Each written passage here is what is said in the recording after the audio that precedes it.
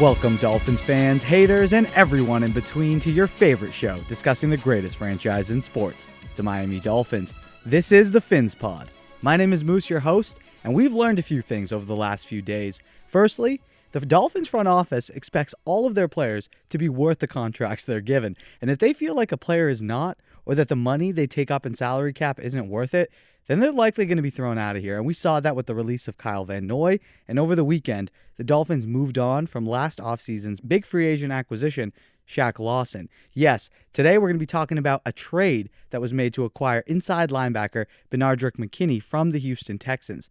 Was it a good move? How does he fit? And what does he bring to this defense? And how does the loss of Shaq Lawson potentially impact us going forward? Without further ado, let's dive in.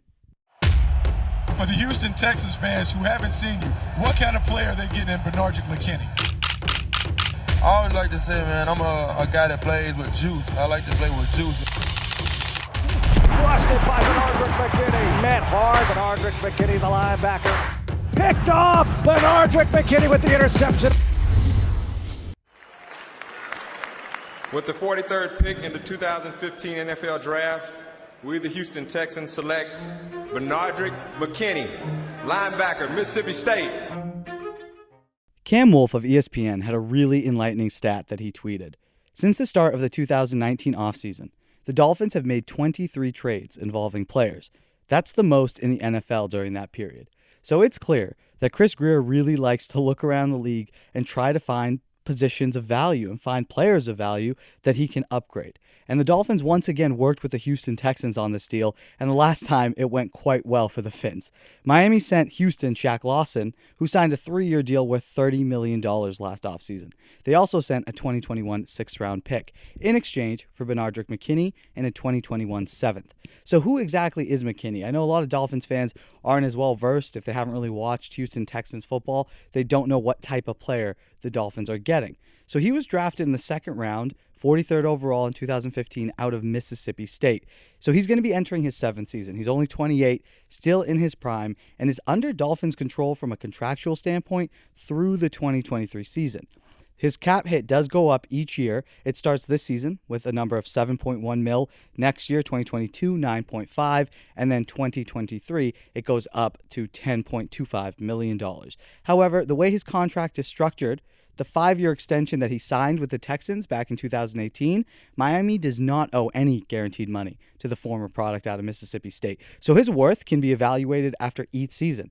So if we feel like, hey, based on that, next year, $9.5 million number, he didn't perform, Miami should save that money and try to find an upgrade elsewhere. They can do that. And that's immensely beneficial for them as a team and provides leverage for a potential restructure down the line. If he performs adequately well, and you want to keep him on the defense and he fits a role for you, but you don't want to pay him nearly $10 million, then maybe if he wants more long-term security, he'd be willing, or guaranteed money and bonus, whatever it is, potentially you can use his current deal and the fact that you can cut him and he won't make anything to potentially restructure him. So overall, the contract is very favorable for the Dolphins, especially when you compare it to the Shaq Lawson deal. So the type of player that the Texans are getting in return, if it's more of a need for them, on the exterior. They did lose J.J. Watt, but I think we know Shaq Lawson is not a replacement for a guy like J.J. Watt. So what type of player is Benardrick McKinney? So who is the guy we're getting? I think he's the Landon Roberts replacement, just in terms of how he is as a player. And many have made the assumption that McKinney's going to fill the hole that was left by Kyle Van Noy, but I think McKinney is a completely different type of player. If we know anything so far about the way Flores likes to coach defense, it's that he only likes to put his guys in positions to succeed. And that means amplifying their strengths and then hiding their weaknesses. Now, is he going to be asked to perform some of the same duties as Van Noy? Of course. There's going to be some overlap in what they do, but he's going to be deployed in a different type of way. Think of the way Donta Hightower was used in his prime up in New England when compared to when Van Noy was playing alongside of him. They did some of the same duties in run defense. Sometimes they had to, play the same role. We saw that this year when Van Noy stepped in at times where Baker went out with injury. He did come in and play at the Mike position. So linebackers are, intermingled, but overall, you're going to see McKinney in the center a lot more based on how he is as a player. He is just a run-stopping specialist. He would have been elite, and I'm talking an elite linebacker back in the early 2000s, when the game was far more in between the hashes and controlled on the line of scrimmage and in the ground game. A guy like McKinney is exactly what you need. He's instinctive and makes up for his lack of quickness with an aggressive and reactive mindset, which allows him to plug up holes and really screw up opposing offenses. At 6'4" and 245 pounds, he's a big boy, and he has a build which can take on blocks from pulling guards. He takes on combo blocks well, and he's able to, do the dirty work to allow his teammates to come in and clean up and make the play. He's also able to come around the edge on delayed blitzes as well. Frankly, he's a better run stopper than Van Noy was, but he's not as good as a pass rusher or in pass coverage. He is someone who can play up on the line and take on that Landon Roberts role. What is that role? Well, it's meant being a first down and third and short down type of linebacker, not present in all defensive packages. It's best that McKinney gets less snaps than Jerome Baker, who can continue to play on the weak side and use his speed to clean up and be used, in packages that require only one linebacker or potentially just two, where you want him and Van Ginkel on the outside and you don't want McKinney out there trying to cover anyone. So he's going to get less snaps than a guy like Baker or Van Ginkel in some games. But listen, he is someone you want to help you stop the run. And that was Miami's biggest weakness as a defense last season. So this move upgrades that immediately. McKinney is savvy, and as a veteran who has clearly taken the time to study, and that's clear from the tape, that Benardrick takes a ton of pride in his craft and wants to beat you not only with his physicality, but also with his mind. He wants to outsmart you and never let you have the upper hand. And many would say he was a bright spot on a bad overall defense the last couple of seasons. And in fact, he did make the Pro Bowl in 2018. And yeah, although I know it sounds like, we've been crapping on his quickness and making it sound like, he's not capable of doing anything but just going up against a guard and stuffing the run, he is capable of going on delayed blitzes and timing a blitz properly and getting sacks. And he was asked to do that earlier in Houston in his career. He was able to get 5, I believe, back in 2016. However, as his role in the defense changed, that number sort of went down decreasedly until, this season, I believe he didn't have a sack. He was only able to play in 4 games. He elected to have shoulder surgery, which was probably a good decision considering Houston's season was pretty much a wash anyway. So it's good that we're going to be getting him one season fresher than he would have been at 28. But I would expect to see Benardrick sent on those delayed blitzes on first down by Brian Flores and surprise calls to keep the offense on their toes. Think of those plays throughout the season where Landon Roberts would just shoot up the A-gap on a surprise blitz and get a free shot at the backfield.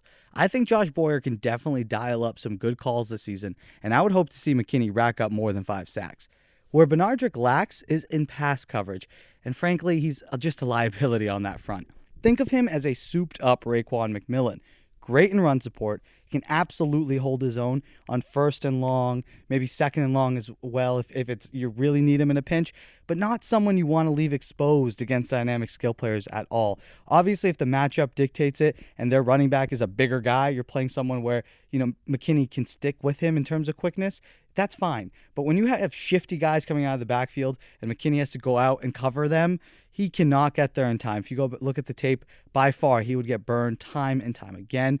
Something you don't want to leave him on an island. And for that reason, I would expect his snaps to vary greatly from game to game. We touched on this a bit early in the episode, but depending on the specific game plan and the matchups that our defense is looking at when looking at the opposing offense, if Miami wants to throw a ton of DBs on the field and worry more about, say, another team's pass offense, then we may not see a ton of action from McKinney. And that's okay because we have guys like Van Ginkel and Baker for that in terms of the linebacker position. And you would like to see potentially maybe either in free agency or more likely the draft to get some valuable depth there as well.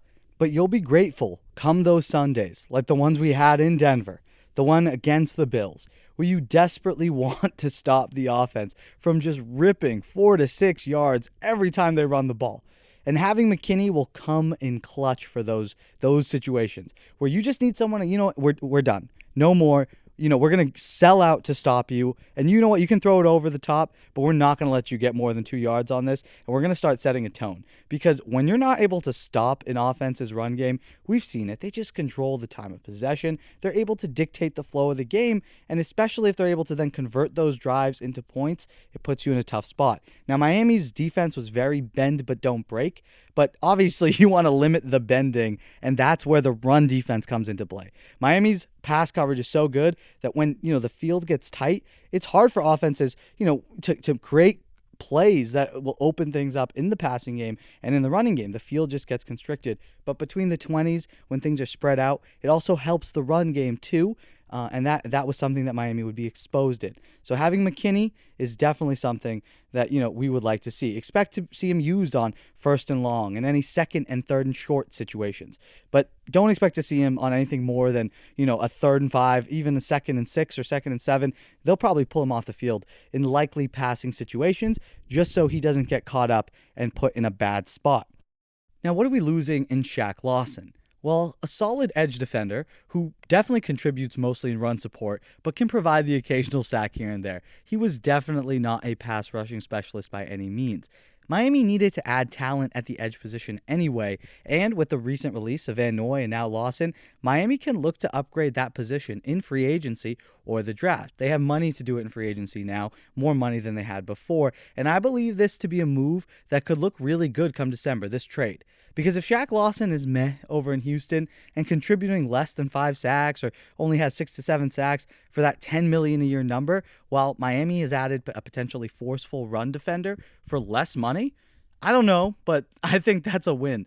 Of course, Lawson could always live up to his first-round billing and pull off a high sack season, but we have yet to see that in his career. Remember, though, the Miami Dolphins still do have Emmanuel Ogbah, who came cheaper and provided way more production last year than Shaq Lawson did. But the Dolphins should still try and target a relatively big name in free agency to help bolster and elevate the pass rush, which is now clearly a bigger area of need going forward for the team. So maybe replace Shaq Lawson with Carl Lawson, Shaq Barrett. I don't know. There's a lot of guys out there who, really could help elevate this defense. And that's where we're going to be wrapping up this edition of the PhinsPod. The tampering period begins today, so expect a flurry of notifications and rumors about teams talking to players and verbally agreeing to contracts. And we're going to be back on Wednesday to talk about everything that has transpired and what to expect come the opening of the new league year on Wednesday as well. Truly exciting times and a great time to be in Dolphins Nation. Everybody's not going to come after Murray. Murray feeling the pressure. He's in trouble. Loses the football. It's scooped up by Shaq Lawson. Lawson off to the races, and he will score. Second straight week, Miami with a defensive touchdown. This one comes off the fumble by Kyler Murray. Emmanuel Ogbah forced the fumble, and Shaq Lawson takes it to the house. Thank you again for tuning into this edition of the PhinsPod. We really hope you got something out of the show. Chris Grier is really not gun-shy when it comes to making trades and trying to upgrade this team at every level. And that is something he shares, that shared vision that we heard early on in 2019 when Brian Flores was brought in. It's real. They have a shared vision, and Flo supported this move despite a probable respect and appreciation for Shaq Lawson, who did contribute to this great defense in 2020. Before we do get out of here, though, I just wanted to thank all of you in the pod who come back each and every week to listen. We really appreciate it, and trust me, this is only the beginning, so thank you so much. None of this would be happening without you. I would just be a guy talking to myself. Because of you, we have this amazing community, and I love that dialogue between all of us, and at the end of the day, we all love the Miami Dolphins to probably an unhealthy degree, but it's too late. It's in our bones, so I hope you guys stick around for the ride. And please remember to like the video if you enjoyed the show. Subscribe wherever it is if you're listening in the audio format on Spotify, Apple, and Google Podcasts. And continue the conversation with us on Twitter and Instagram at PhinsPod. Check out the site as well, PhinsPod.com. And I hope you have an amazing day. Thank you all again. And until next time, stay safe. Love y'all.